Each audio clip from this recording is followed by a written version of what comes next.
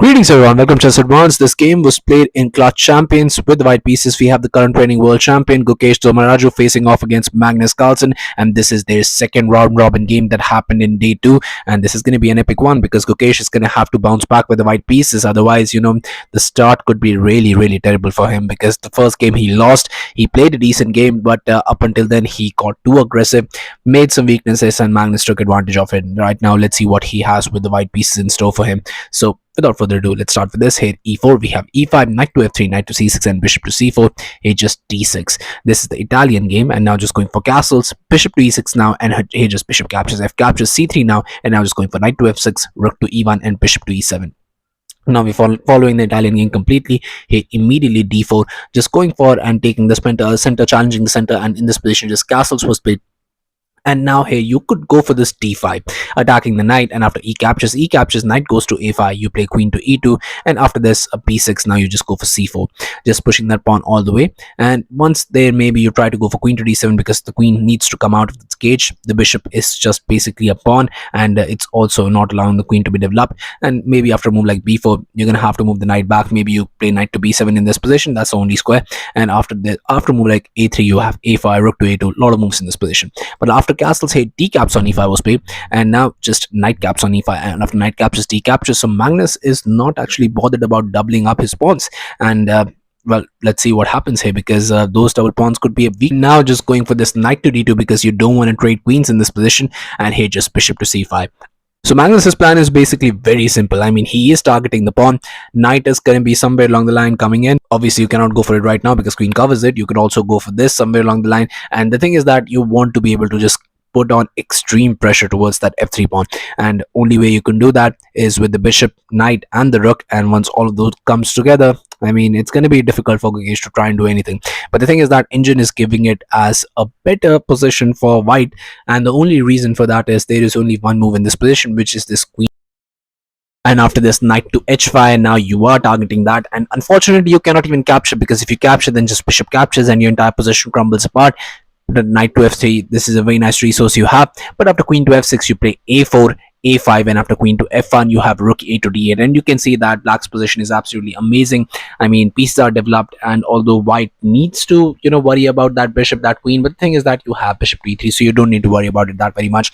Bishop to e3, bishop captures, rook captures, and the position goes on with a move like g5 in this position. But here after bishop to c5, knight to f3 was played immediately, and we have queen captures on d1, rook captures, knight caps on e4, and here just going for bishop to e3 because you're gonna have to defend that f2 pawn. Bishop captures, f captures, and now just going for rook to f5, defending the e5 pawn even and holding on to that double pawns. But here just rook to d7 now.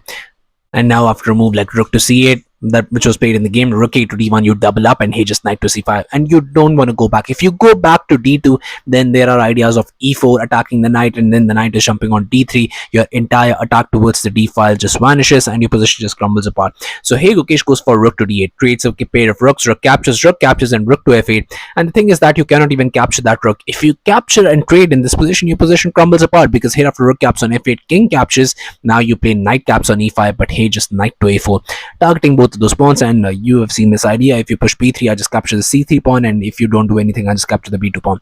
But here after knight to d3, defending the b2 pawn, you have b5. And now how do you just untangle from this? King to f1, c5, b3, and here after knight caps on c3, you play knight caps on c5. And if you think you can survive here, it's just very difficult, because the problem is that my a2 pawn is basically hanging, and you're gonna have to play a3, which just gives black a simple tempo to be able to come and harass the knight, and then the king jumps in. So that's the problem. And black would be better. Magnus definitely is going to be better, but Gukesh could still hold this position. But maybe he could have held this position, but it's still most likely Magnus would have come out on top in this one. And you don't want to give Magnus a bit too much, because he will grind until he just wins the game. So here with that spirit, hey, rook to d1 was played, not trading the pieces. and now just comes e4 attacking the knight, and knight to e5. Knight to e5 is a very nice move, and here just h5. So position looks drawish, but it's just going to be, problem is that Gukesh is very much low on the clock and he needs to find the right ideas. And if he's able to do that or not, well, we're just gonna have to see. Hey, just knight to d7 was played. Obviously you cannot pin the knight because now that will come with check and you would just lose the rook, so you need to be careful about such ideas as well. But here rook to f5, and now trading is the only thing, and that's exactly what happened in the game. And here rook to d4, only move that makes sense in this position, because you want to be able to pick up the extra pawn, although it's a double pawn, but still it's an extra pawn. Here rook to d5 was played, rook endgame, and you need to be really careful. And the best move in this position is actually just to go for rook captures on e4, allow the check, king would move, and now you go here. And once you go here, I'm going to start collecting pieces, and I'll show you a better version of the same line. Well, the thing is that you could go for this rook to b4, guarding this. So now once this check comes and you move forward, this check comes, and after you go to king to g3, and now you decide to play a move like b6, I have rook to a4. And the problem with this is now I have g5, and after h4 you play g captures, just allow the king to move in a different way. And after rook caps on g2, first you grab this, and you're also threatening to pick up the b2 pawn. I can go for rook caps on a7, and after you take this, I mean, first I think it would be better to get the king in somewhere along the line, but you know that would come with the check and you don't want that to happen. So maybe just capture this, and after captures that, the game should end in a draw with perfect play.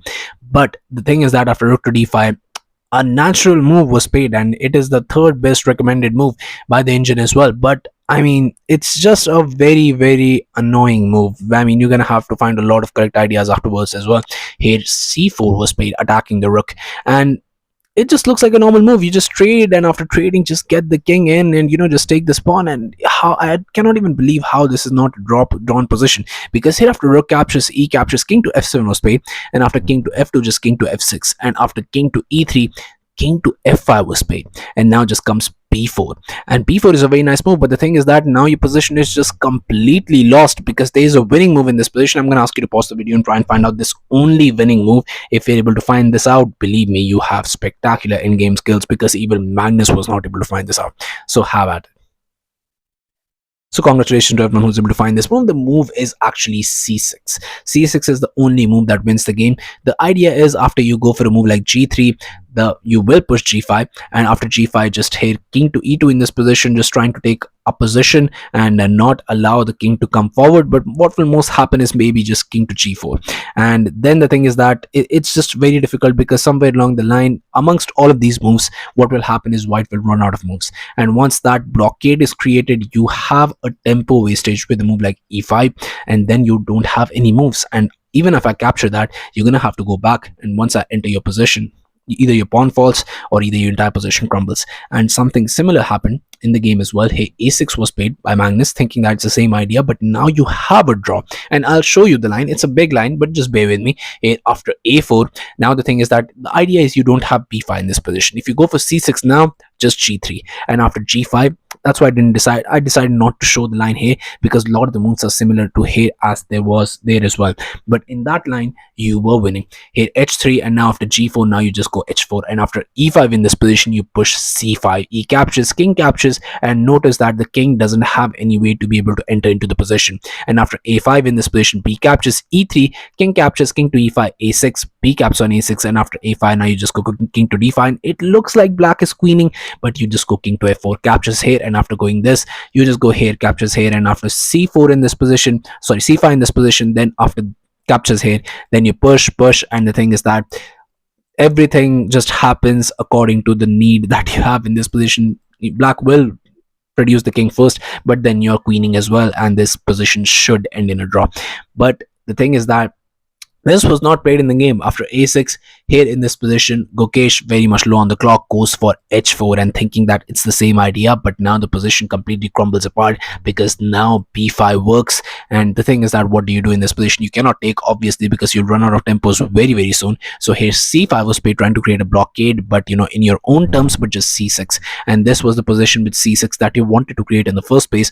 But now g3, and here e5 was played, and it was on this move that here Gukesh Dommaraju resigned the game, because there is nothing. Even if you push and maybe this captures, and you think that you're queening, king can always go back. Even if you go here, the king is very much in time to be able to stop the pawn, and with these 3 pawns you cannot even come forward, you cannot capture this. You don't have even these squares. All of the squares are taken. All of the squares are taken. You cannot create a pass pawn. You don't have something. And once I capture this pawn with the king, I can just come forward and I can just take all of these pawns. And yes, this endgame will be completely winning. And Gukesh realized it as well.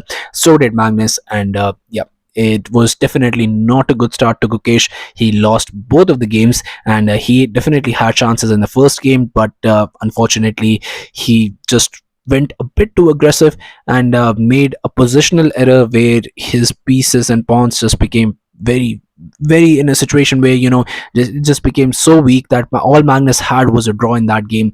But you just gave him an opportunity to be able to target the f5 pawn, and in this position, this was, if he had a little bit time on the clock, that maybe he would have been able to draw this game, but it would definitely be stringent.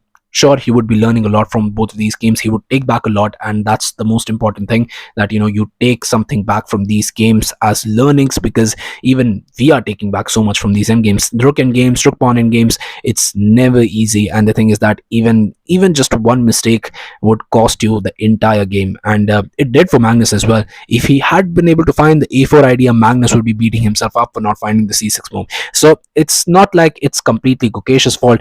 Many people fluster. I've made so many videos that about end games and all of these things, where even top grandmasters stumble with, and as when it comes to end games, it just happens. So if it was a classical game, most likely Magnus would have found the c6 move. But if it was a classical game and Magnus had missed the c6 move, then Gukesh would have definitely found the a4 idea. But still, low on the clock, you cannot expect him to find everything. But yeah, this was the result, and let's see what happened in the next few games, because Gukesh is going to be facing Hikaru Nakamura, and then he's going to be facing Fabi. So let's see what happened there. So yeah, thank you all for watching. I'll be coming back with some of these amazing games, so stay tuned to the channel, stay updated, and I'll be seeing you guys very soon. Thank you very much for watching.